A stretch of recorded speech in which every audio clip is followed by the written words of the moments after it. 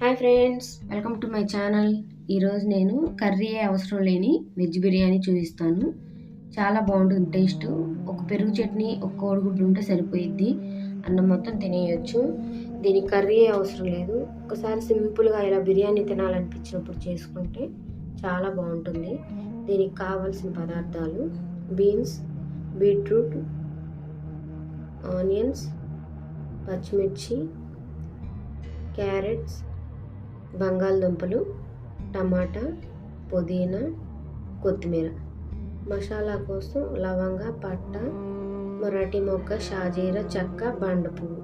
ఒక బాండి పెట్టుకొని బాగా మందంగా ఉండదు పెట్టుకోవాలి. దాంట్లో ఈ మసాలా దినుసులు మొత్తం వేసుకోవాలి. ఇంకా దీంట్లో చాలా ఉన్నాయి. స్టార్ పువ్వు, అనాస, ఇవన్నీ నేను వేయలేదు, నా దగ్గర లేవు. ఉంటే ఇవన్నీ వేసుకోండి. ఒక్క నిమిషం వీటిని ముందుగా ఫ్రై అవ్వనివ్వాలి. తర్వాత ఏమైనా వేసుకోవాలి, లేకపోతే ఈ పచ్చివాసన వస్తే ఫ్లేవర్ రాదు. తర్వాత పచ్చిమిర్చి కూడా ఒక్క నిమిషం అలా వేగితే మంచిగా ఫ్లేవర్ అనేది ఉంటుంది. తర్వాత ఆనియన్స్ వేసి వేగనీయాలి. ఇదంతా సిమ్లో చేసుకోండి. హైలో అయితే తొందరగా మాడిపోతాయి. సిమ్లో పెట్టి నిదానంగా ఇలా వేపుకుంటే మంచిగా మగ్గుతాయి.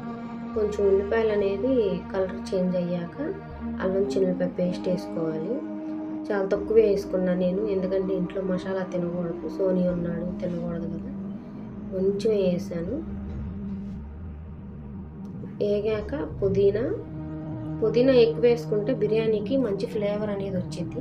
కొత్తిమీర కూడా అలాగే ఎక్కువ వేసుకుంది, మంచిగా గ్రీనిష్ కలర్లో వస్తుంది బిర్యానీ అనేది. తర్వాత మనం కట్ చేసి పెట్టుకున్న కూరగాయ ముక్కలన్నీ వేసుకోవచ్చు.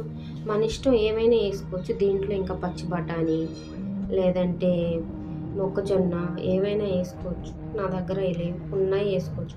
బీట్రూట్ కొంచెం ఎక్కువ వేసుకుంటే, ఈ బీట్రూట్ తిన్నోళ్ళు వీళ్ళందరూ ఉంటారు కదా, ఇందులో అయితే హ్యాపీగా తినేస్తారు. అసలు బీట్రూట్ వేసామనే తెలియదు. మంచి టేస్ట్ కూడా ఉంటుంది. ఆ బీట్రూట్ వలన కూడా కలర్ఫుల్గా వచ్చిద్ది బిర్యానీ అనేది. ఇలా వేగాక టమాటా ముక్కలు కూడా వేసుకోవాలి. కొంచెం ఈ ముక్కలన్నీ మగ్గడానికి, టేస్ట్ బాగుండడానికి కొంచెం ఉప్పు వేసుకోవాలి. ఆ క్లిప్ మిస్ అయిపోయింది నా దగ్గర. కొంచెం ఉప్పు వేసుకుంటే ఏమైందంటే ముక్కలు కూడా మంచి టేస్ట్గా ఉంటాయి తినేటప్పుడు. తర్వాత నాకు కావాల్సిన నీళ్ళు అంటే 1:2 పోసుకోవాలి. నేను ఎంత బియ్యం తీసుకున్నానో దానికి 2 నీళ్లు పోసాను. కొంచెం ఉప్పు వేసుకొని ఇప్పుడే రుచి చూసుకోవాలి కలుపుకొని. నీళ్ళల్లో ఉప్పు వేసుకోవడం వల్ల మన టేస్ట్ తగ్గట్టు నీళ్ళు రుచిని బట్టి ఇంక ఉప్పు సరిపోయిద్ది. చక్కగా ఆ కొలత అనేది బాగుంటుంది. ఇలా నీళ్లు మరిగాక బియ్యం నానబెట్టుకున్నాను ఒక అరగంట సేపు. మంచిగా సాగుతాయి అలా చేస్తే. ఒక అరగంట నానబెట్టిన బియ్యాన్ని వేసి చక్కగా ఇలా కలుపుకొని హై ఫ్లేమ్లోనే ఉంచుకొని ఇలా దగ్గర పడ్డదాకా హై ఫ్లేమ్లో పెట్టి వెంటనే సిమ్లో పెట్టుకుంటే, ఇలా సిమ్లో పెట్టిన 10 నిమిషాలకి ఇలా అవుతుంది. దీంట్లో ఒక చిన్న ట్రిక్ చెప్తాను నేను, హోటల్ వాళ్ళు చేస్తారు ఇలా. ఆ హోటల్ ట్రిక్ మీకు చూపిస్తాను. కొంచెం జీలకర్ర తీసుకొని ఫ్రై చేసుకోవాలి.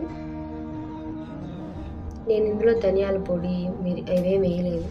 ఇలా మూత పెట్టే ముందు ఆ జీలకర్ర పొడి, వేయించిన జీలకర్ర పొడిని పైన ఇలా స్ప్రింకిల్ చేసుకోండి. స్మెల్ చాలా బాగుంటుంది. బిర్యానీ కూడా హోటల్ స్టైల్లోలా ఉంటుంది. ధనియాల పొడి, గరం మసాలా ఏం వేయలేదు నేను. వేసాక ఇలా మూత పెట్టేసి ఒక బరువైన వస్తువుని దాని మీద పెట్టేసి సిమ్లో పెట్టి 10 నిమిషాలు వదిలేసేయండి. 10 నిమిషాలు మగ్గనిచ్చారంటే సరిపోతుంది. ఎగ్స్ని మాత్రం నేను ఎలా వండుతానంటే 12 మినిట్స్ మీడియం ఫ్లేమ్లో పెడతాను. నెక్స్ట్ పెరుగు చట్నీ కోసం పెరుగు, ఆనియన్స్, పచ్చిమిర్చి, కొత్తిమీర, సాల్ట్ వేసుకుందాం. దీంట్లో బీట్రూట్ మిక్సీ పట్టుకొని కూడా వేసుకోవచ్చు. సోనీ తినడానికి నేను వేయలేదు. మీరు ఒకసారి ట్రై చేయండి, టేస్ట్ బాగుంటుంది. తర్వాత కావాల్సిన నీళ్ళు పోసుకోండి. బీట్రూట్ రైతా అంటారు దాన్ని, భలే ఉంటుంది పింకిష్గా. తర్వాత 10 నిమిషాల తర్వాత గ్యాస్ కట్టేసి ఇంకో 10 నిమిషాలు దాన్ని వదిలేయండి.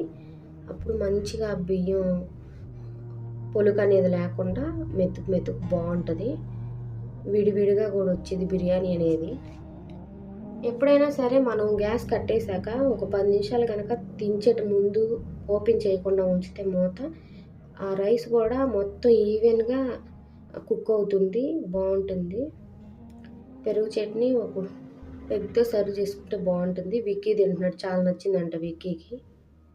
టేస్ట్ కూడా చాలా బాగుంది. ఒకసారి ట్రై చేయండి. నా వీడియో కనుక మీకు నచ్చితే సబ్స్క్రైబ్ చేసుకోండి. Please like, share.